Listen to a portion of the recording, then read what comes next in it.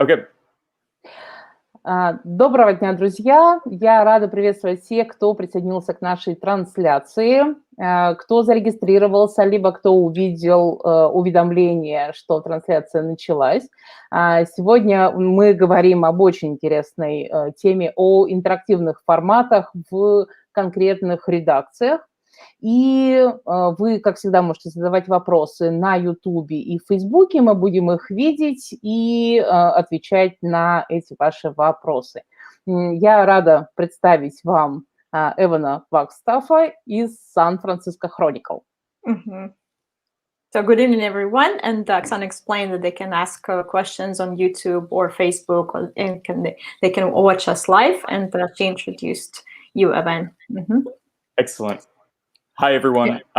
Thank you for attending. My name is Evan Wagstafff, like Oksana said. I am an interactive journalist at the San Francisco Chronicle.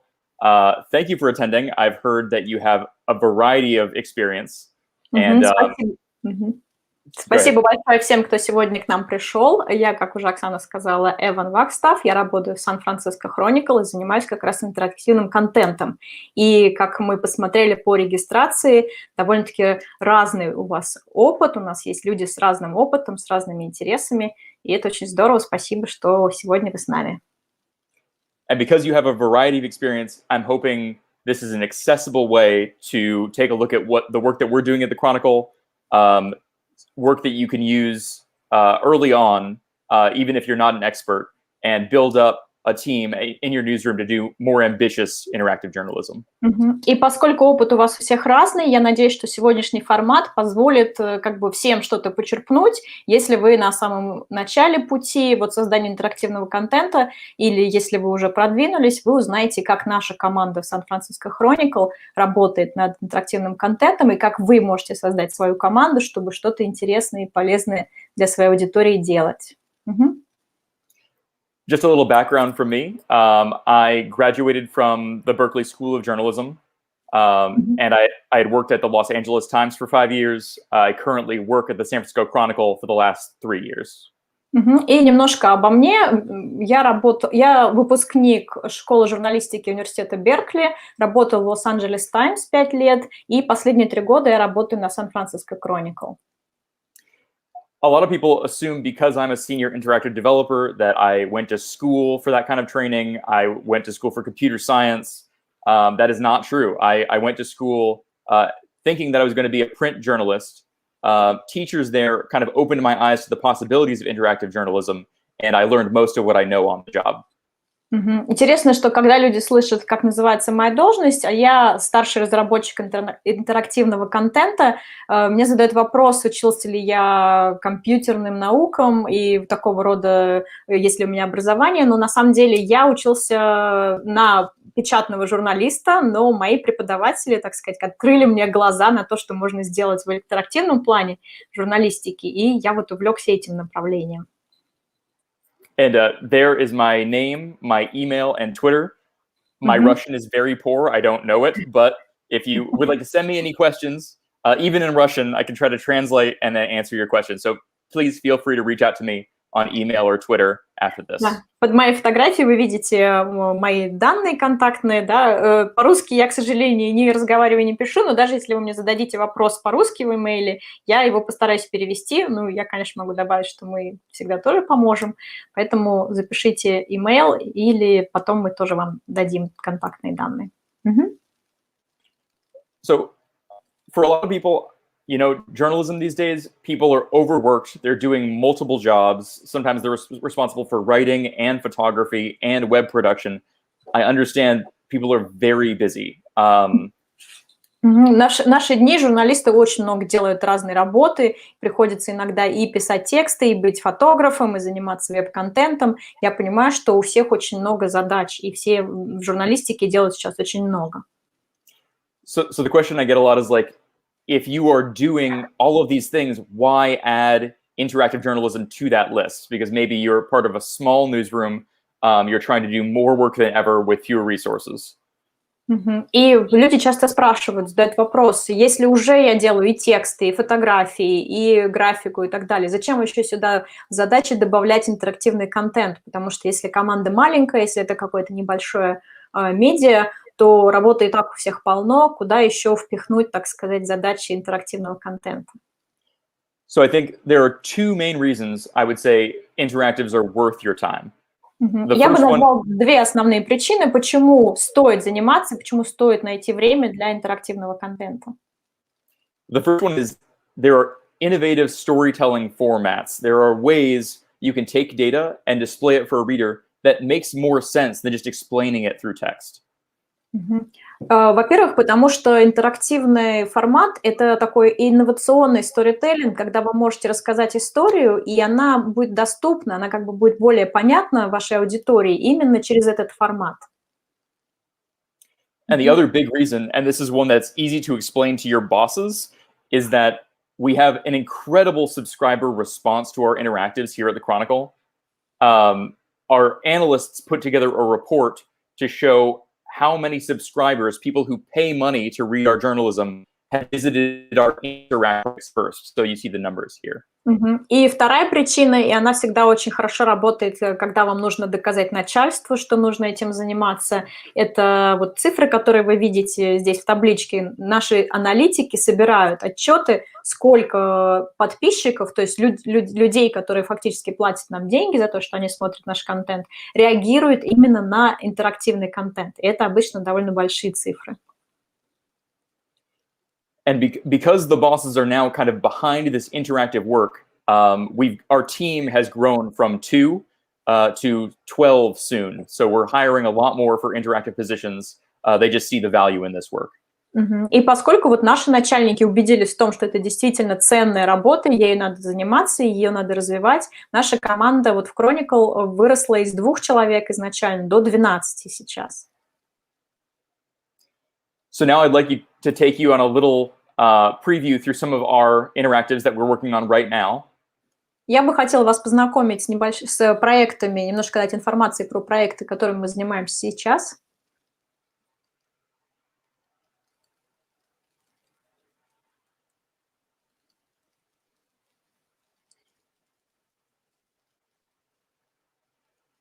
This is our coronavirus tracker. So this tracker lists all cases of coronavirus and deaths from coronavirus in the Bay Area, California, and the United States. Мгм. It's separately for Bay Area, for the whole California. Вот Yep. этот трекер, такой отслеживатель коронавируса, как развивается ситуация с пандемией. У нас есть там 3 секции. Это область залива, то, что называется Bay Area, это область Сан-Франциско и прилегающих городов, территорий, на весь штат Калифорния и по всей стране Соединенных Штатов. Мгм. One of our biggest interactive successes is our California fire tracker. You may not know this, but fires are such a big problem here in California. We saw pictures from there. И еще один наш очень успешный проект, в том плане, что он был очень популярен, и многие люди за ним следили, к нему обращались, это отслеживатель, как это называется, пожаров в Калифорнии. Я не знаю, насколько вы знакомы с этой проблемой, но в Калифорнии это очень большая проблема. И мы тоже, я думаю, видели все фотографии, какие там ужасные были пожары.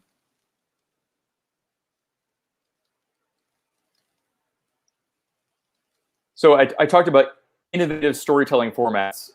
You can see how you could take all the pieces of this story and you could tell it with text. Мгм. И говоря об интерактивных форматах, мы видим, как можно брать кусочки этой истории, как можно их рассказывать текстом. You could use text to say when the fire started, how many acres burned, where it is, but the interactive graphic really gives you a better sense of what's going on than text ever could.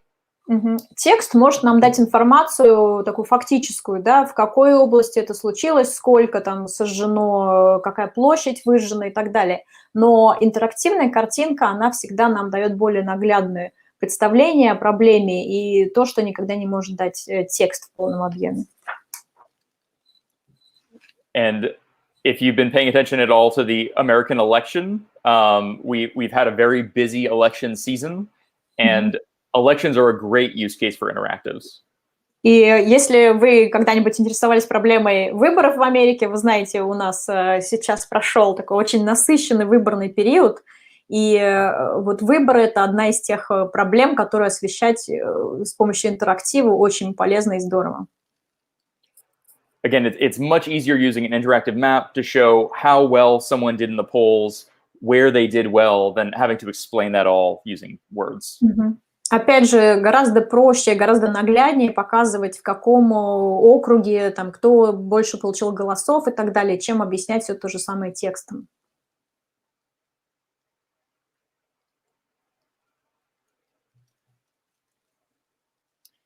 So it is important to note that it's not like every single interactive project we do is going to end up being a success. Да, это не говорит о том, что вот любой проект, который мы делаем в интерактивном формате, он достигает успеха, и он такой является нашей победой. We've been doing this at the Chronicle for 3 years now, and so inevitably we're going to try some things that don't work out. For example, our election day live chats. И мы в Chronicle занимаемся этим вот последние 3 года, и не все, конечно, что мы делаем в интерактиве, оказывается успешным. Например, мы хотели сделать такой в день выборов живой чат в прямом эфире. So the problem we found with live chats is we had different reporters and editors in the newsroom going into a chat room, entering insight that would appear for the reader in chat format, like you see in this picture. И вот в таком окошечке, как вы видите, у нас были репортеры, которые в разных местах находились, и в этот чат засылали информацию, свою какую-то аналитику или какие-то факты, которые они добывали. The problem with this particular format is it takes a lot of time from everyone in the newsroom, and the reader response was just so-so. Проблема была в том, что чтобы собрать какую-то осмысленную информацию, достаточно большое время нужно, и поэтому ответ аудитории был такой не очень на эту форму. And for some time we were doing weekly news quizzes, which would take events in the news around the Bay Area. We would put it into a quiz format, so we would have 1 correct answer and 2 incorrect answers. Иногда мы делаем, не иногда, вернее, мы делаем еженедельные такие викторины по новостям. То есть мы собираем новости по нашему округу, вот по округу залива, и делаем там варианты ответов: 1 правильный и 2 неправильных, и предлагаем читателям ответить. And what we found is that, you know, and this kind of speaks to number 3 as well. Just the need to go through an interactive and poke buttons until you get to the end. A lot of readers aren't willing to do that. It's just extra work on the reader, and it wasn't a good enough interactive to get people to move through it. И получается, что не всегда это было популярно, потому что иногда вот этот выбор, то, что людям нужно выбрать какой-то ответ и дойти до конца этой викторины, прежде чем узнать ответ. То есть тут недостаточно как бы интерактива, а слишком много, ну, так сказать, работы для читателей, и не все хотят эту работу проделывать. And I think number 3 is really important. The longer that I've been doing interactives, the more that I've found we are competing for readers' attention in a very saturated environment. Да, и мне кажется, пункт 3 вот этого слайда очень важен, потому что мы все время боремся за внимание аудитории, да, мы конкурируем с другими изданиями, с другими медиа. And anything that asks too much of the reader, more buttons is not better. At some point, they are going to want to stop pressing buttons and just scroll and read. Да, и не всегда работает такое правило, что чем больше кнопочек нужно нажать, тем интереснее. На самом деле нет. Да? То есть если их слишком много, если читателю слишком много, приходится как-то заморачиваться над какими-то ответами или действиями. Человек не хочет это делать и просто проматывает и читает текст. То есть интерактива не должно быть слишком много. And that actually is why you're seeing kind of a transition in online news and interactives from interactives that are powered by user interaction, button presses, to scrolling interaction. So you see things kind of play out as you scroll down the page. И поэтому вы наблюдаете сейчас, мы наблюдаем сейчас в медиа такую эволюцию от интерактивов, когда что-то зависит от действия пользователя, от действия читателя, когда он должен там что-то нажать, что-то выбрать, в сторону того, что вот по мере того, как вы скроллите страницу, перед вами уже там открываются разные там штуки, виды и тексты, да, то есть интерактивность, основанная на вот на скроллинге.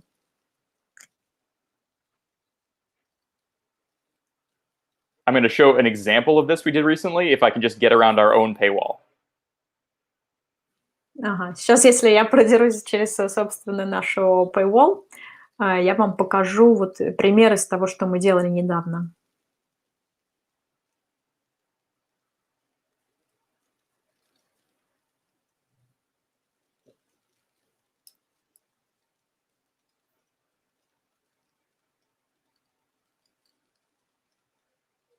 So just so I can show you what I mean, this particular interactive. Мгм. Вот чтобы вы поняли, что я имела в виду, вот этот интерактивный проект. So you're just scrolling and it...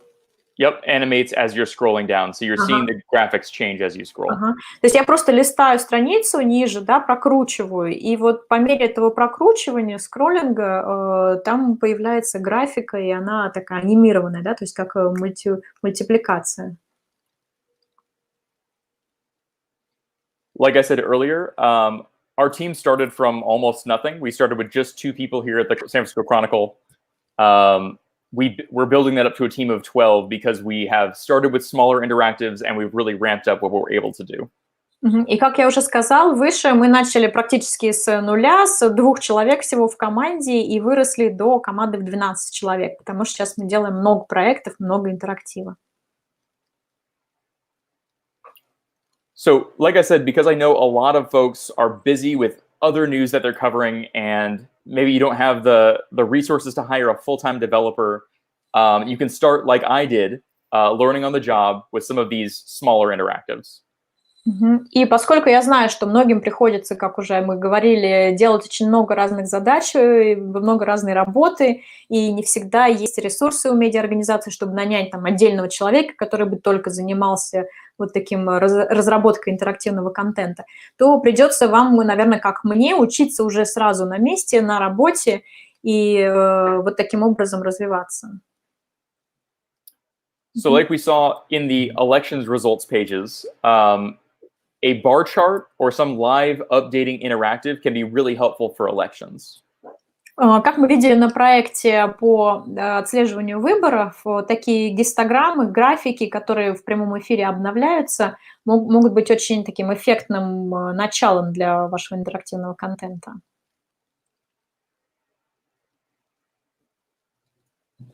So I'm going to start very simply with a very easy to read Google spreadsheet. Поэтому можно начать с очень простого такого гугловского файла, экселевского spreadsheet. If you have a Google account and you'd like to create something like this to follow along, you can feel free to do that. But it's also fine to just watch my screen and see how I do it.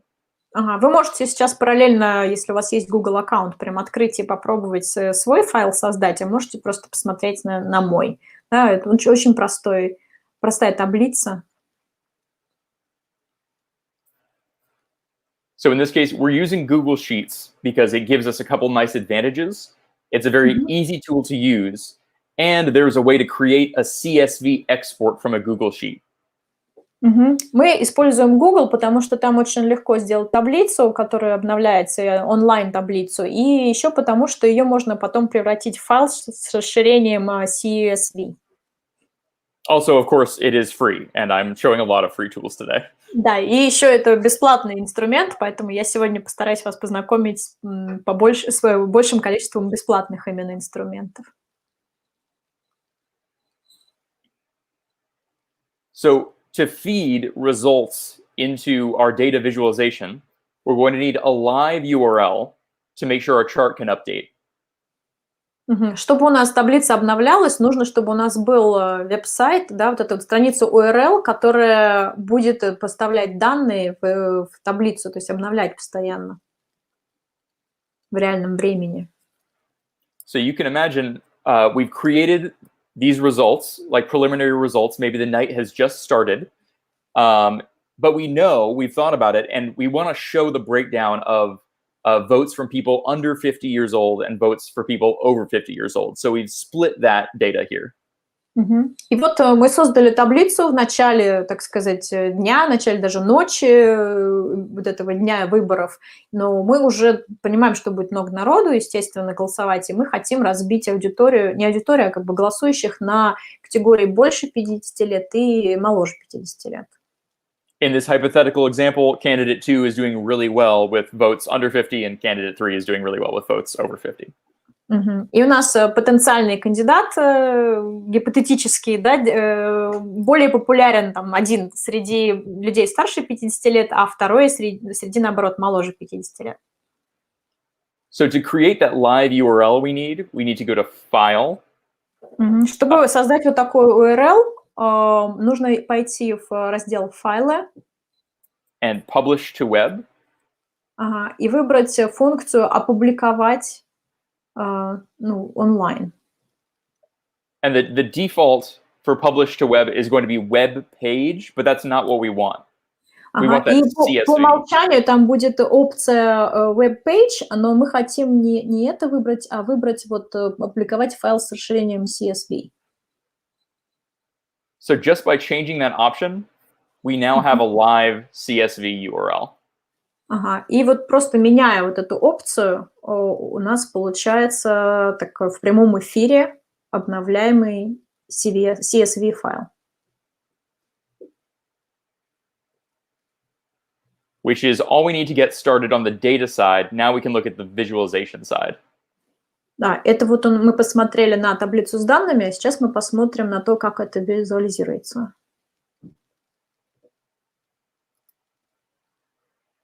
So just a little background on Data Wrapper. It is a service with free options. They also have a paid option, but it's totally fine to use the free options for now. Да, есть такая программа Data Wrapper, как вы видите на экране. Она предоставляет много бесплатных функций. То есть у нее есть и платные функции, которые доступны по подписке, но там достаточно интересных инструментов, которые можно использовать и бесплатно. I believe the links to these free programs have been sent out already, but if you haven't already explored Data Wrapper, it is amazing, and we're very impressed with it here at the Chronicle. И я думаю, что вы уже получили ссылки, вот те, кто зарегистрировался, мы высылали ссылки, может быть, вы и сами знакомы уже с этой программой. Я хочу сказать, что это великолепная программа, мы вот в Chronicle ею очень довольны. For example, I have worked to create some of the same maps that they create from scratch, and it is quite hard to find all of the little files that create the little regional zones you need for maps. Я делала там файлы, и очень сложно где-либо еще найти вот те файлы, которые нужны для того, чтобы сформировать подробную карту. However, because they have amassed this repository of all of these zones, you can very easily go in and create something like a choropleth map for a region, even if you're unfamiliar with it. И там есть уже вот как бы заданные карты, которые можно использовать, и можно использовать даже для географической области, с которой вам не очень хорошо знакомы. Россия. For example, here I have all of the regions in Russia broken out into choropleth, and you can add data to each region. Посмотреть вот на карту России, да, которая разбита на регионы, и можно туда добавлять данные по каждому региону отдельно.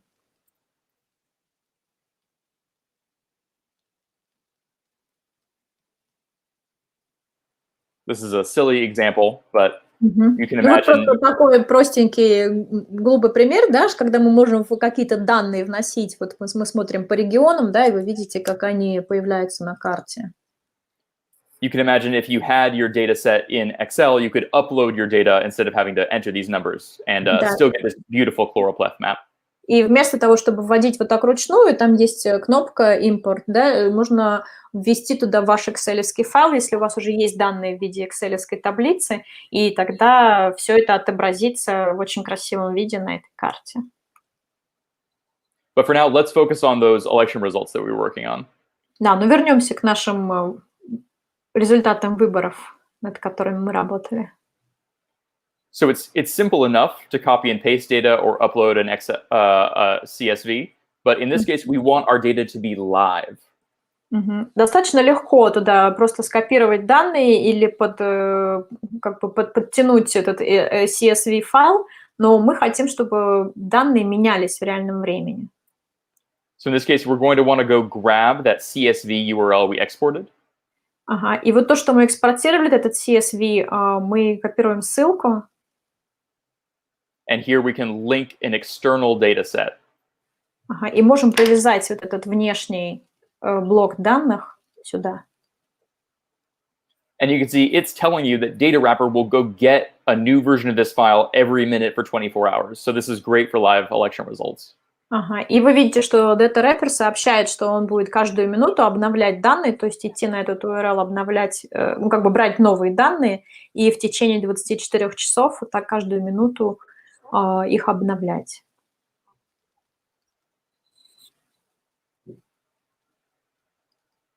So this is giving you a moment just to check your data to make sure it's coming in exactly as you expect. Вот здесь можно проверить, что данные поступают в том виде, таком, котором вам нужно, да, что все правильно работает.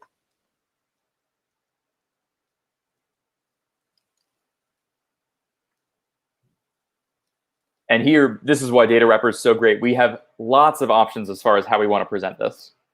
И вот еще чем классен Data Wrapper, то, что очень много вариантов, каким образом можно визуализировать данные, в каком виде, как они могут выглядеть. You can imagine there might be another visualization in which it might be nice to have one candidate represented by multiple values and have them side by side like this.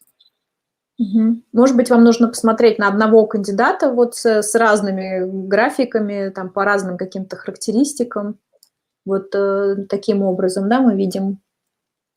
But in this case, because the votes are additive, right, we want them to stack on top of each other. So in this case, we want a stacked bar chart.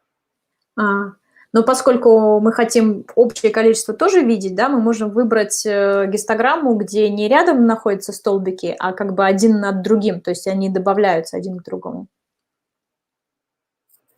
They have lots of display options here, and I'm not going to touch them all, but feel free to experiment to customize the chart. Да, но мы сейчас не будем, конечно, проходить через все опции, но вы там увидите достаточно большое меню, да, и попробуйте поэкспериментировать с разными вариантами.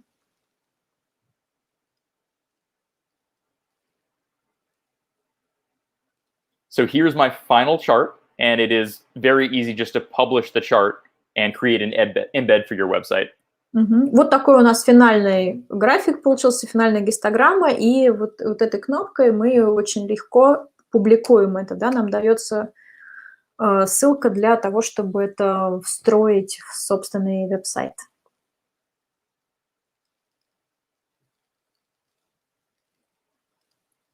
And what I love about Data Wrapper is that, remember that we linked that live data set earlier. И что мне нравится еще в Data Wrapper, помните, как мы подсоединили вот эту базу данных, которая в прямом эфире обновляется? So, whoa, look at this. Candidate 1 just got 1,000 votes for voters under 50. Вот посмотрите, кандидат 1 только что преодолел рубеж в 1000 голосов среди голосователей, тех, кто голосует и моложе 50 лет. So remember, Data Wrapper has promised to go get this CSV every minute. So we have about a minute to wait before it'll get the new results on our chart. И Data Wrapper обещал нам, что он будет каждую минуту брать новые данные, то есть буквально минуту нужно подождать, чтобы картинка изменилась. So we'll come back to this in a little bit, but we can expect that if we are watching election night or watching the results come in, all we have to be concerned with is updating this data sheet, and the data visualization will take care of itself. То есть нам нужно только позаботиться о том, чтобы обновлять вот эту таблицу данных, а все остальное уже будет сделано автоматом. Визуализация и вот эта демонстрация.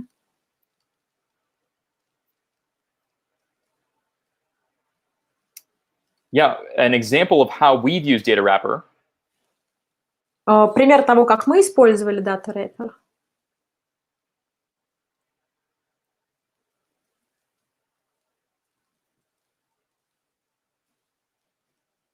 So one of the big surprises of election night was how former President Trump was leading in several very important states late into election night. However, очень большой сюрприз в день выборов состоял в том, что Трамп, как действующий президент, очень был впереди в 8 таких очень важных штатах, которые, собственно, решали исход выборов. И уже к вечеру как бы он лидировал. What we saw in the following days was that lead for former President Trump narrow until it was non-existent, and then now President Biden start to lead in those states. И в последующие несколько дней мы видели, как вот этот отрыв, как преимущество Трампа, оно все уменьшалось, потом оно вообще нивелировалось, и потом Байден, наоборот, вырвался вперед. Apologies for the delay in loading. I believe it is the screen share. Да, извините, что у нас такая задержка получается с подгружением.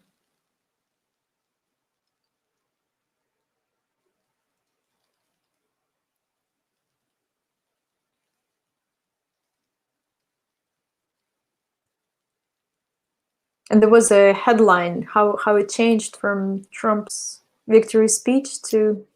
Yes, that's right. So the headline was how the 2020 election changed from Trump victory speech, which he gave the night of the election, to Biden being declared the winner. Да, заголовок просто я заметила, спросила Эвана, что как выборы 2020 года изменили картинку, как бы они начались с провозглашения Трампом собственной победы и произнесения такой победной речи, что в итоге обернулось реальной победой Байдена.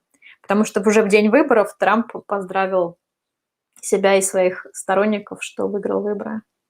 So these weren't live updating charts, but in this case, we created several charts because we wanted to show historically how these percentages changed. И мы хотели сделать несколько интерактивных графиков, чтобы показать вот такой исторически, да, в течение времени, как менялась картинка. А вот мы видим там разное время, да? 11 часов утра, вот 3 часа дня, 5 ноября 7 часов вечера, 11 часов вечера, 3 часа ночи, 6 уже ноября 7 часов утра, 11 утра, опять 3 часа дня. И вы видите... Biden ended up winning in Pennsylvania and Georgia by just the slimmest margin, so it was very interesting to watch. И вот вы видите, что Пенсильвания – это 3-й штат, и Джорджия – 5-й штат. Вот Байден там, синий, да, демократы, победил с очень небольшим отрывом. That was probably we need to explain the charts. So there was who was leading and when, right, and by what. Exactly right. So it was a slice of time over a week. And the percentage of lead over time. На графике, чтобы пояснить, вот что мы видим, да, красное – это опережение республиканцев, а синее – опережение демократов. И мы видим на протяжении недели, то есть нескольких дней в разное время, как эти разницы меняются, да, то есть какие-то штаты лидировали по республиканским голосам, да, и потом эта разница уменьшалась, потом она стала голубенькой, и голубенькая подрастала. То есть можно видеть эту динамику.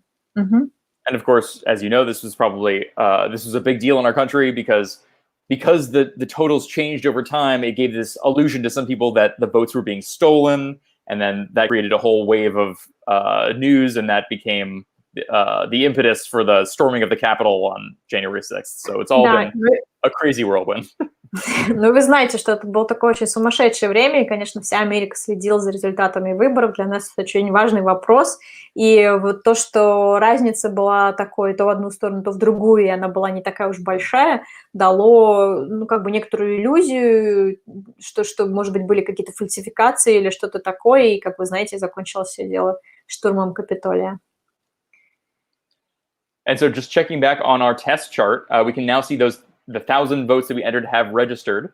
So it really is just as easy as entering some information here and knowing your graphic will update. So fortunately, the interactive work can all be done at the beginning, and then you can focus on just data entry and working on your story in the meantime. И вот сейчас мы видим, да, что у нас картинка поменялась после того, как мы ее изменили вот в той таблице. Получается, что вы организуете интерактив, да, но дальше вы уже только должны следить за обновлением данных, а интерактив уже будет работать как бы сам собой. So we're actually going to take that same data set and plug it into a Flourish chart, another great tool. Давайте возьмем ту же самую базу данных и поместим ее в Flourish. Это еще один отличный инструмент.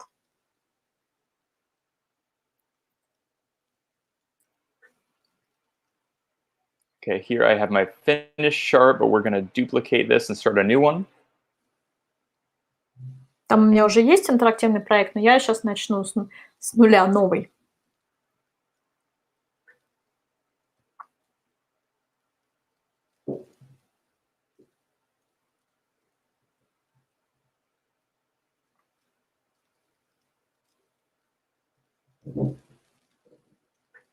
Okay, so here I'm going to click New Visualization. Здесь я нажму на «Новая визуализация», кнопочку. And yeah, Flourish is another free option. So you just need to create an account, but it is totally free. Flourish – это еще один бесплатный инструмент. Там нужно создать аккаунт, но он будет для вас бесплатен. In this case, we're going to do something similar with the data. So we're going to choose column chart stacked. Опять же, мы выбираем аналогичный вид графика, который как бы наслаивается друг на друга, добавляется друг к другу.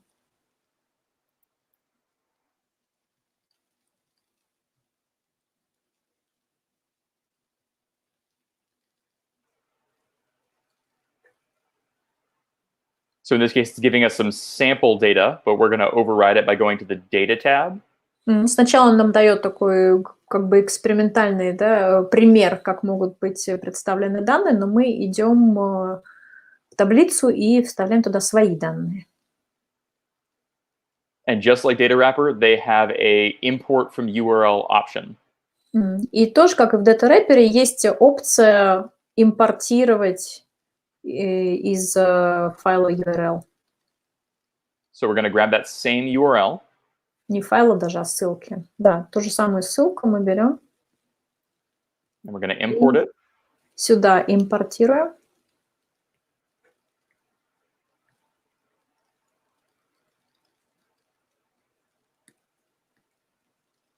So, and now it's actually ready. So we're going to export and publish. И все готово. Мы уже можем экспортировать и публиковать.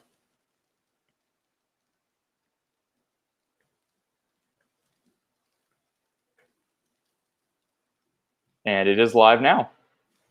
И все у нас уже в прямом эфире опубликовано. So here we see a similar representation as we have in the other one, just in a different format. Ту же самую репрезентацию мы видим, которая у нас до этого была, просто в другом формате. One of the nice things about these simple tools is they also include these tooltips. So you could even get more granular with the data. If you had 5 different candidates and 3 different breakdowns, it would present that just fine. И что хорошо, там есть время подсказочки, как можно играть с данными, да, что у вас может быть там 5 кандидатов, 3 деления по каждому кандидату и так далее. And just like the other one, it's going to live update. So wow, what a tremendous showing of 50+ voters for candidate 3. So, и так же, как в предыдущем инструменте, у нас такое же идет как бы захватывание данных. Вот вдруг у нас, ух ты, какой результат, 4000 там, голосов получил какой-то кандидат именно в категории 50+, и мы это увидим, как это отразится на визуализации. Just like the other one, it has a update interval, so we're not going to see it right away, but we're going to check back in a couple minutes and we'll see that update. И так же, как в Data Wrapper, у нас не сразу появляется это обновление, а он как бы раз в минуту меняет картинку, поэтому, чтобы убедиться, что картинка поменялась, нам нужно заглянуть через пару минут. И у нас есть вопрос. Большую ли нагрузку на трафик и систему оказывает просмотр страниц с использованием функций Data Wrapper и Flourish? Также легко просматриваются страницы на старых компьютерах и телефонах или нет? I don't see the question, by the way. Should I or not? Оксана, я не вижу вопрос, да? Это так правильно или ты просто зачитываешь? So the question is it a big load on the traffic? Is it as easy to load a page with interactive, like with Flourish data or data wrapper, data as without them? And like if a person is watching it on an old computer or on a mobile phone, is it easy? That's a great question, because we did also have that concern. For example, the one where we compared Biden percentages to Trump percentages. What you're actually seeing there is we're loading like 9 embeds all on the same page. So we were concerned that each one of those was going to be like more and more load on the page. So we want... Because there were not 9 different states? Or what? There were actually 9 different embeds because we had one embed for each time of the night. I see. Да, у нас на самом деле это отличный вопрос, потому что у нас было то же самое опасение, когда вот мы следили за днем выборов, у нас было там 9 табличек встроено в страницу, да, и мы волновались тоже, не замедлит ли это подзагрузку страницы. So we actually did a measurement of how much data needs to be passed from the server to the client. И мы измеряли, на самом деле, сколько данных может, так сказать, пройти от нас, от сервера нашего к клиенту. And it ended up being like 150 kilobytes, which isn't super small, but it's also not too big. It's not that much bigger than an image. И мы намерили 150 килобайтов, что, в принципе, не то, что ничто, как бы что-то есть, да, но это не намного больше простой картинки. And as far as compatibility goes, as a developer, I'm always thinking about users who are using Internet Explorer or older browsers and older computers. Fortunately, these new programs, they have all of that thought baked in because they're trying to be an embed you can use anywhere. So generally, yes, they're very compatible. И поскольку я сам разработчик, я всегда тоже волнуюсь и обращаю внимание на то, чтобы те зрители, те пользователи, которые используют, например, старые какие-то браузеры типа Интернет Эксплорера, чтобы они могли видеть наши картинки, и я всегда задаюсь этим вопросом. На самом деле эти современные программы, они уже тоже, они об этом знают, и они как бы учитывают это в своих разработках. То есть им тоже важно, чтобы люди на разных компьютерах, на разных девайсах могли видеть их картинки. Usually, as you get into areas where you're working with more complex tools, you may start to lose compatibility. Although once you're advanced enough to start coding from scratch, you can use something called a polyfill, which will introduce new functionality to old systems. I'll need more explanation on that. Okay. So when you're using, say again, if you can. Yeah. So when you're writing your own custom code, there's something called a polyfill, where you can tell old computers what to do with new code. Ага. Но когда вы сами разработчик, и вы сами пишете свои коды, вы можете то, что Эван называет polyfill, я не очень владею терминологией, когда вы в своем скрипте прописываете, что старый компьютер должен как бы делать, встретив вот эти данные. Are there any other questions, or should we move on? Да, есть ли еще какие-то вопросы, или мы продолжим? Так, я почему-то не вижу чат. Комментарии у меня есть. We can move on. Okay. I love the questions, by the way, and we should we'll have a longer Q&A after the session. Да, и у нас будет время ответов на вопросы, поэтому, да, вы можете либо в процессе задавать вопросы, либо в конце обязательно все ответим. Друзья, если вы смотрите нас в YouTube, пишите в живом чате, мы эти все вопросы видим. Если смотрите нас в Facebook, пишите в комментариях, я за ними тоже слежу. Так что задавайте вопросы, Эван на них обязательно ответит. So I have this slide just to show that we showed just 2 bar chart examples, which sometimes the best chart is a bar chart. It's very easy to understand. Я вот этот пример сейчас использую с такой гистограммой. Иногда вот самые простые графики, они самые наглядные. и самые популярные. But I also want to show that these two tools that I've showed you have a wide array of other things. For example, maps of different countries and their regions, something called a bar chart race. И вообще эти оба инструмента имеют очень богатое меню разных видов репрезентаций и визуализации. Вот можно посмотреть на карту, чтобы она там отмечала разные регионы какими-то разными цветами, да. Есть такая популярная штука, как гонки гистограмм, как их назвать, вот то, что вы видите на правой картинке. But the exciting thing is that now that you know how to hook up a data set from Google Sheets to one of these front-end visualizations, you can power anything that they offer using a spreadsheet. Да, но что очень здорово, что вот уже когда вы освоили, как подцеплять вот эти данные и направлять их в визуализацию, вы можете что угодно там фактически визуализировать, да, и каким угодно образом. I show these examples because they are lightweight, live updating visualizations that you can bring to your readers right now, even in a smaller newsroom. И я эти примеры вам показал как вот такие проекты, которые можно сделать очень просто, да, очень быстро и вот сразу показать вашим читателям, вашим зрителям или подписчикам наглядную картинку, которая не займет у вас ни много времени, ни средств, ни ресурсов. It's important to keep in mind that not every interactive is going to be a success, but also that they can bring unique value to news coverage. И важно, конечно, помнить, что не все интерактивные проекты, они будут таким уж прям большим успехом, да, не все из них будут там супер популярны, но это действительно очень здорово привлекает аудиторию, и всегда аудитории нравится. So I certainly would not recommend that every story be an interactive story.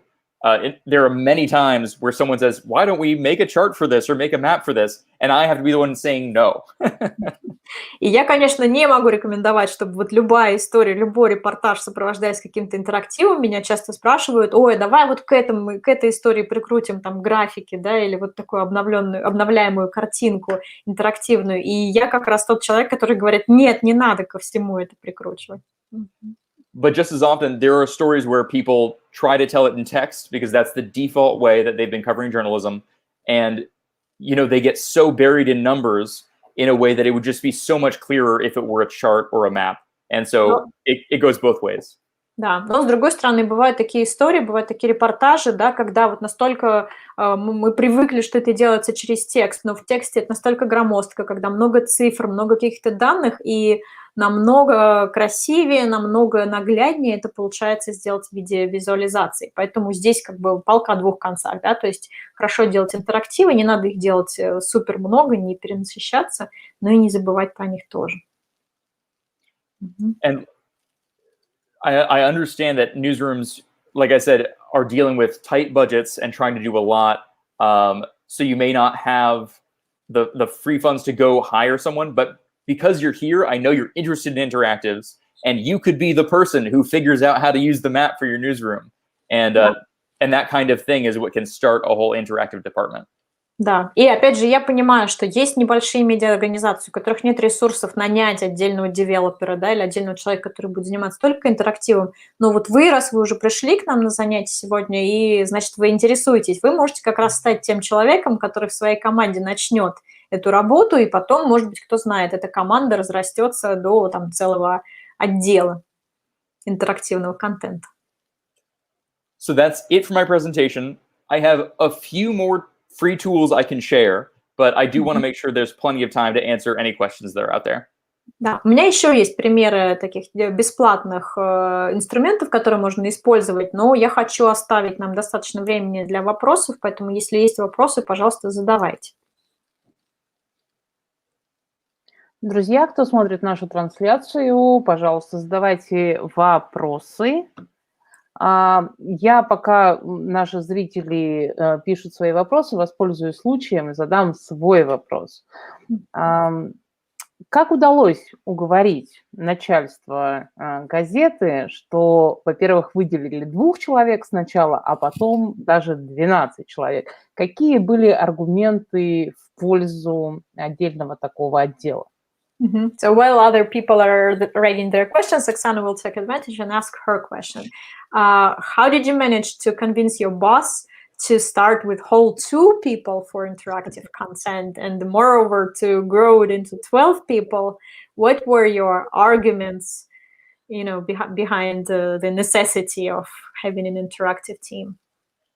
Well, I wouldn't start at the Chronicle, because when we got at the Chronicle, I think some of that work was already being done, so it was just a matter of doing that work better. Ага. Я бы даже не начал рассказ с Chronicle, потому что когда мы пришли в Chronicle, уже некоторая работа была произведена подготовительная, поэтому был вопрос не как ее начать, а как ее сделать лучше. So to tackle that question, let's go back a couple years to the LA Times. I was a web producer, and I don't think you have to sell anyone on the idea that news online is important. I think everyone agrees that. И чтобы рассказать историю, нужно еще на пару лет пойти назад, когда я еще работал в LA Times, Los-Angeles Times. И я думаю, что сейчас уже никому не надо объяснять, что если вы работаете онлайн, онлайн-контент – это важная вещь. Да? Сейчас уже никому не нужны аргументы, чтобы в этом убедиться. So at the LA Times, I was a web producer, so I was just making sure the headlines online looked good, the photos online looked good. I was just doing little modifications to those. But at the same time, I was thinking about visualizations. И когда я работала в LA Times, я был веб-продюсером, то есть я следила за тем, чтобы текст, чтобы заголовки красиво смотрелись онлайн, да, чтобы картинки, соответственно, хорошо смотрелись онлайн и так далее. То есть я отвечала за модификацию контента для онлайн-пространства. Но я одновременно и думал уже об интерактиве, что можно сделать в интерактиве. So it happened that I was brought in on a project that was a longer investigation about gang violence in an area of Los Angeles. And I proposed an interactive that at that time I was not very skilled, but it was within my skill set. It was one of these simple tools. So I was able to start creating interactives by just starting small and working on a project that was part of a bigger investigation. И так получилось, что меня включили в проект, я принял участие в проекте. Это такое было журналистское расследование о вооруженных коллективном насилии, такой gang violence, когда вот банды орудуют в районе Лос-Анджелеса, и мы там начали делать интерактив. Тогда у меня еще не было большого опыта, но вот мы начали с простых интерактивных таких вещей, которые я мог уже делать.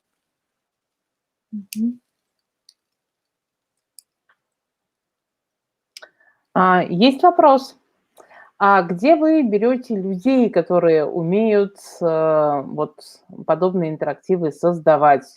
Есть ли какие-то курсы, где вы ищете студентов, выпускников, кого вы нанимаете? The question is, how do you hire people? How do you find people? Where do you look for people who can do interactive content? Is there any educational programs that you're looking for their alumni or students? Or how do you find people who can, add to your team? Well, universities are great because they have университеты хороший ресурс. a lot of excited young people. And Там много людей, молодых людей, энтузиастов своего дела. And it's interesting because our team is kind of at the intersection of journalism and technology, that we're interested in either people who have an interest in journalism with a little bit of technology, or people who have an interest in technology with a little bit of journalism. И поскольку наш отдел, он оперирует на стыке областей, да, то есть, с одной стороны, это журналистика, с другой стороны, такая техническая сторона, нам интересны люди, которые приходят с обеих сторон. То есть, может быть, человек интересует журналистикой, и немножко он подкован в технических вопросах, или, наоборот, он хороший технарь, да, и интересуется журналистикой, и хочет там что-то делать. И вот таких людей мы и ищем. And if your organization has some kind of internship, what we've done is we've started an internship revolving around journalism and development. So having that kind of intern come in and, it's a great experience for them. It's not as expensive for the organization, but they can certainly bring a lot to the organization.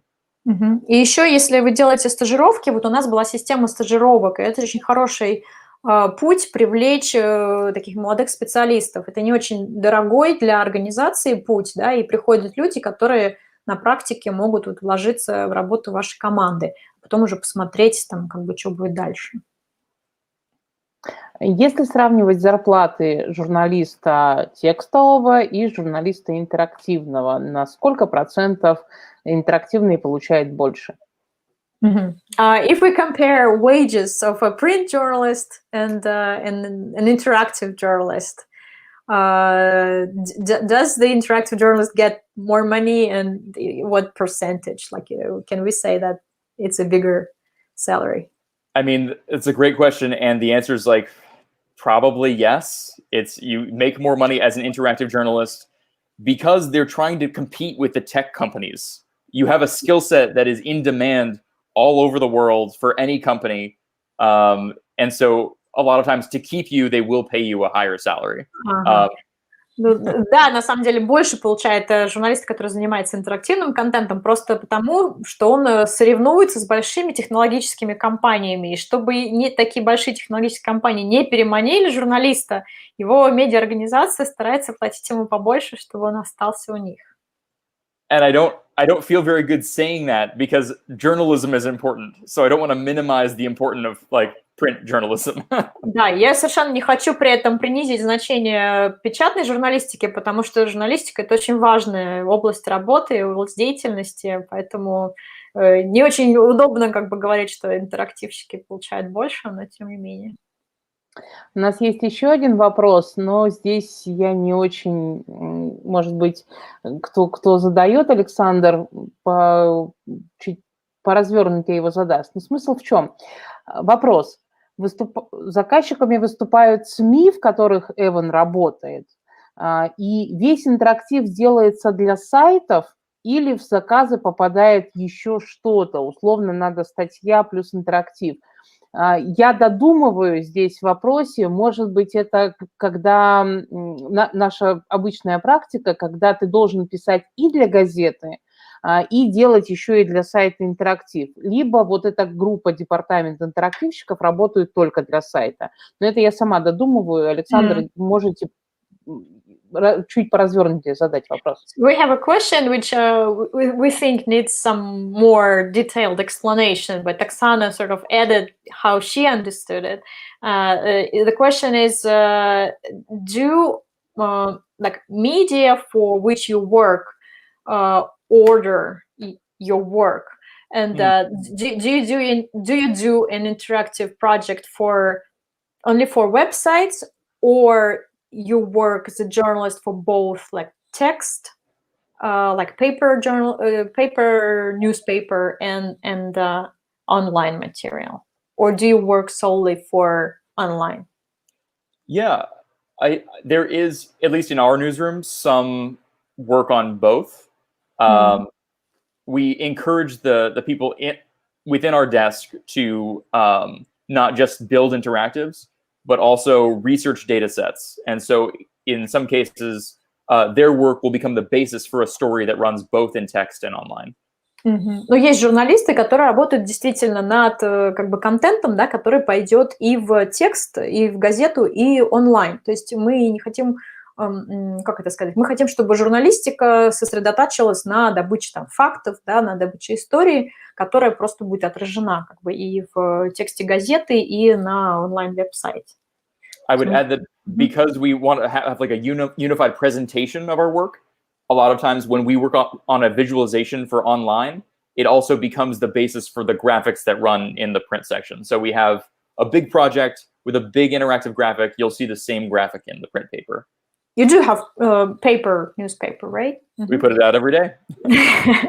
Да, каждый день выходит газета, я даже уточнила, да, есть ли бумажный вариант, да, есть до сих пор выходит бумажный вариант, и как раз, когда у нас большие интерактивные проекты, вот эти все интерактивные графики мы показываем онлайн, но аналогичные графики, ну, там какие-то срезы, да, идут и в газету, то есть мы видим их в иллюстрации в газете тоже.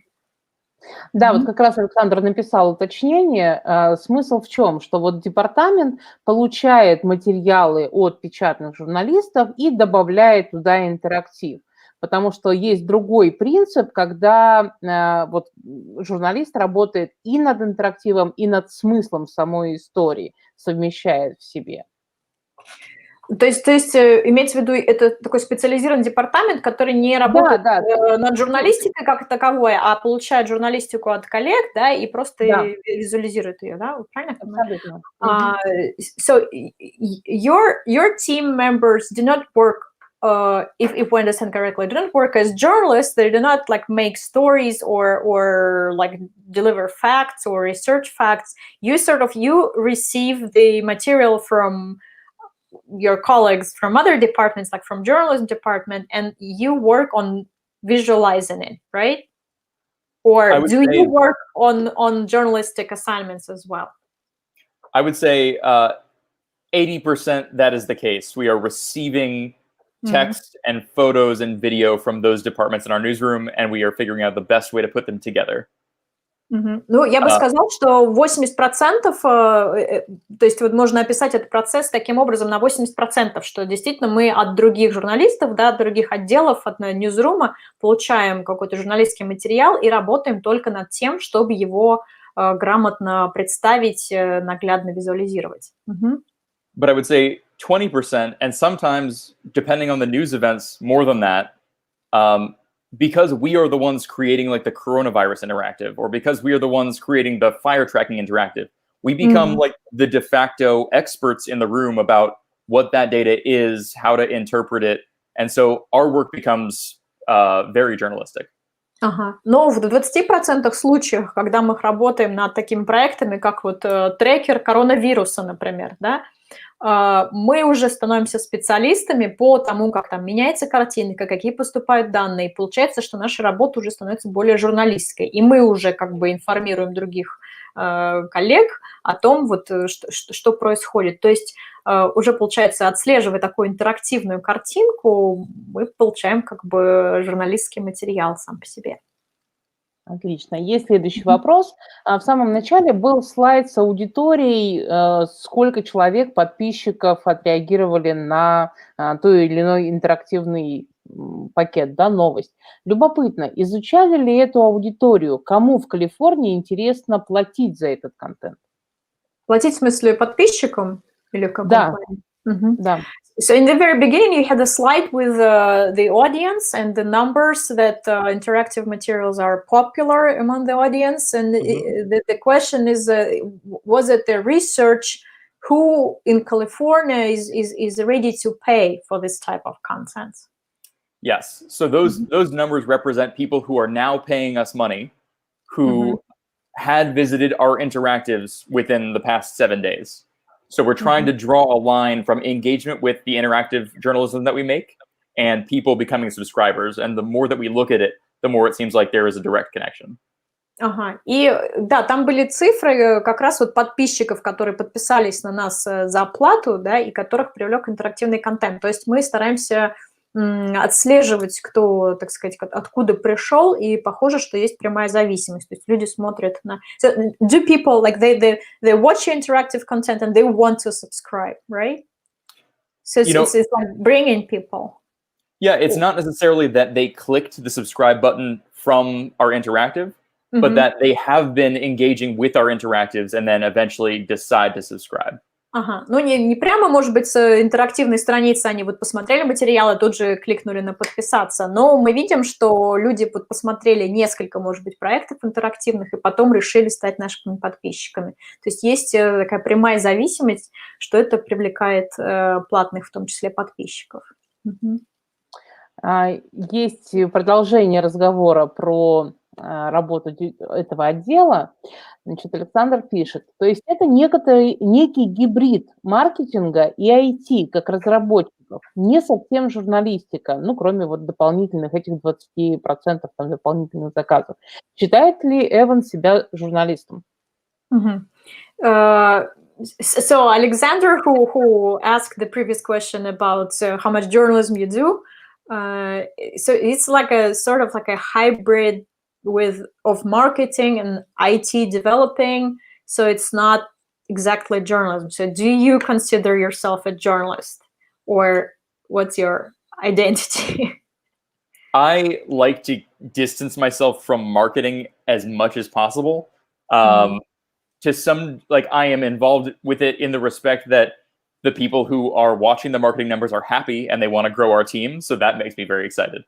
But I don't consider my work marketing at all. It is technical in the way that we're trying to give everyone the best experience online as possible. I do definitely consider myself a journalist. Да. На самом деле я себя определенно считаю журналистом, и я стараюсь как раз дистанцироваться от маркетинга вот по максимуму. То есть в том смысле, что я даю людям что-то, что им нравится и интересно смотреть. Это, да, у меня есть такая задача, но все-таки я ее решаю с точки зрения, как мне кажется, журналистики больше, чем с какой-либо другой. Но и с технической стороны я ее решаю, потому что я, опять же, даю какие-то визуализации, да, презентацию данных, которые будет людям интересно смотреть, которые будут привлекать аудиторию. Но я совершенно четко себя определяю как журналиста. Отлично. Следующий вопрос. Приходилось ли вам заниматься картографированием, созданием карт социальных явлений, помимо политики и криминала? Какие другие примеры вот вы могли бы привести? Have you done any projects on mapping social issues, things, besides politics and criminal stories? And what would be examples of those? Social issues in terms of like poverty. Education, health. Да, или там, бедность, нищета, да, или... Yeah, housing issues definitely are a huge problem here in the Bay Area and in California. We have a very restricted housing supply, and so the cost to live in California is extremely high, which of course affects people kind of at the bottom of the income ladder. На самом деле, да, проблема вот жилища очень остро стоит в Калифорнии, потому что не хватает всем мест, где жить, очень дорогое жилье, и для людей, конечно, у которых доход не очень высок, это большая проблема. So we've definitely done some mapping of those figures. I think social issues are delicate because I think you have a kind of a journalistic responsibility to not just show figures. Like we have a big homeless problem here in the Bay Area, but we don't necessarily just want to map homeless locations or where people are homeless. Like we use text and photo and video to really get a sense of who these people are. Ну, на самом деле, да, социальные проблемы, они могут быть такими очень чувствительными, да, и не всегда их как бы этично или грамотно предоставлять именно в интерактивном контенте. То есть, может быть, мы скорее бы не сделали бы карту, вот проблема бездомных у нас, например, существует, да, людей, и мы бы не делали интерактивную карту, где там живут эти бездомные, или где эта проблема больше распространена. Скорее, это был бы текст с фотографиями, чтобы дать читателю понять, что такая проблема существует, что она стоит там остро, да, ну как-то повысить внимание к ней, но не в плане интерактива. And it's interesting, like, it raises a good question, because you have issues like when there were lots of layoffs in the United States because of coronavirus and companies weren't advertising anymore, so there was just like less money circulating. We had talked about doing an interactive tracker for layoffs, companies that had cut positions and people losing their jobs. But we had a big conversation about, like, do we just want to show a chart for that? Because like these are people and like they're in trouble and they're suffering, and it seems trite to create a chart. So like there's some responsibility there. Но здесь социальные проекты, социальные проблемы, они поднимают такой вопрос, наверное, можно сказать, этики, да, что можно ли изображать вот человеческие судьбы в виде какого-то просто графика, потому что, например, во время коронавируса, сейчас во время пандемии очень много было увольнений, многие люди потеряли работу, многие рекламодатели ушли или перестали там рекламировать, или просто меньше рекламируют, то есть денег как бы меньше в медиа и в других областях. И просто сделать некий такой, ну, как бы бездушный график, сколько людей потеряли работу. У нас было обсуждение такого проекта, и хочется, чтобы такие вот человеческие истории, они все-таки были историями, а не там гистограммой. Вопрос такой, больше технический. Интерактивные вот эти материалы, интерактивность берется из обновляющихся источников или по циклу запускаются данные из статистических таблиц? Я опять же додумаю, что из статистических таблиц, из каких-то, ну, существующих уже баз данных, ну, например, государственных каких-нибудь. When you have this, when you show this the table for entering the data that will represent as an interactive picture, where did you get this renewed data? Do you connect to some other sources that provide figures, or how, or is it a person who enters, like how is it technically proceeded? That's a great question. So it really depends on the data source. So for something like fire data, when we know where the containment numbers are going to be coming from, or we know where the acreage numbers are going to be coming from, it makes a lot of sense to write a program to go get that data and put it in a spreadsheet.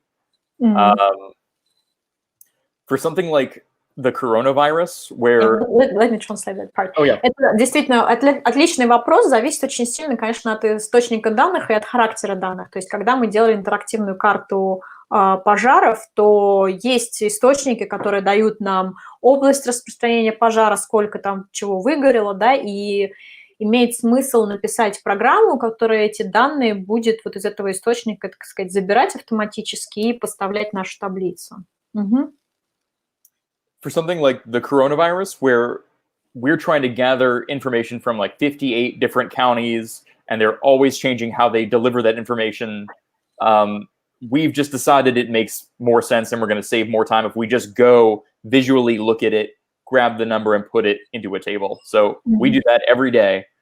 We have like a team of reporters who like go and grab those numbers. It's manual work, but it's so valuable for our readers because no one else is doing it.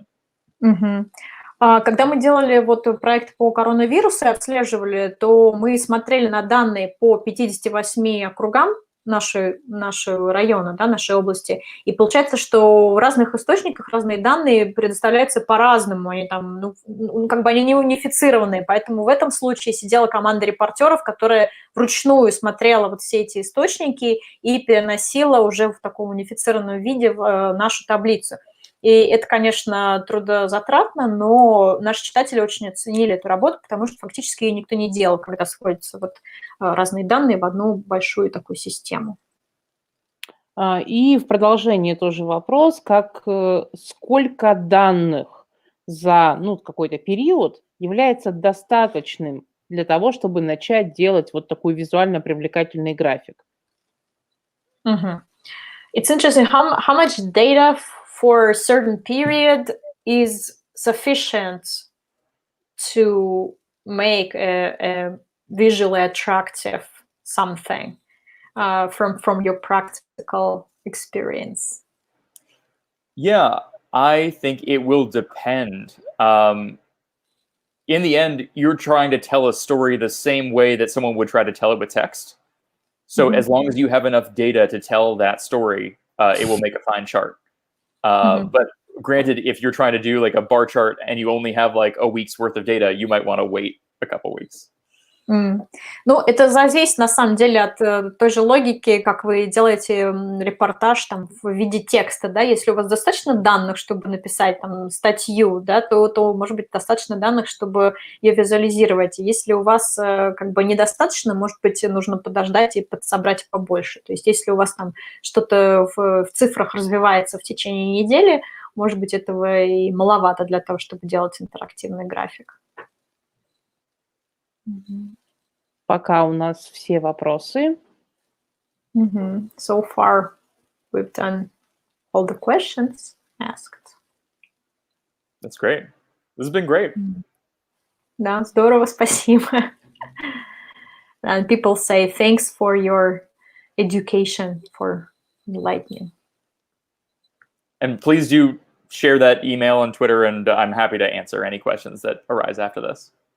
Да, можно, Оксана, потом опубликовать, да, электронный адрес и Твиттер, чтобы, если у кого-то появятся вопросы позже, или вы что-то попробуете, да, и у вас возникнут дополнительные запросы, вопросы, можете написать. Мы по результатам нашего эфира делаем лонг-рид с ключевыми моментами, с примерами и объяснениями. И вот там обязательно расшарим контакты. И, друзья, кто не владеет английским языком, я напоминаю, что существует Google Translate. Он прекрасно работает и в одну сторону, и в другую сторону. Вы можете написать простой вопрос по-русски и перевести его на английский. Это будет вполне себе понятная формулировка. Поэтому не бойтесь того, что вы не знаете английский. Может быть, можете написать, на самом деле, лучше по-русски, и я переведу. Я очень уважаю Google Translate, но иногда, когда читаешь Google Translate, непонятно, что человек хотел сказать. I'm sort of taking initiative because Oksana said that you can use Google Translate if you don't know English. Google Translate is fine. Translating your question into English, but I said actually it's better if they send it in Russian and I translate it, unless it's like 2-page question. Если это вопрос не на 2 страницы, да, а какой-то более-менее ёмкий, I'll better translate it because I respect Google Translate. It's a great tool, but sometimes it's better to do it manually, as you said.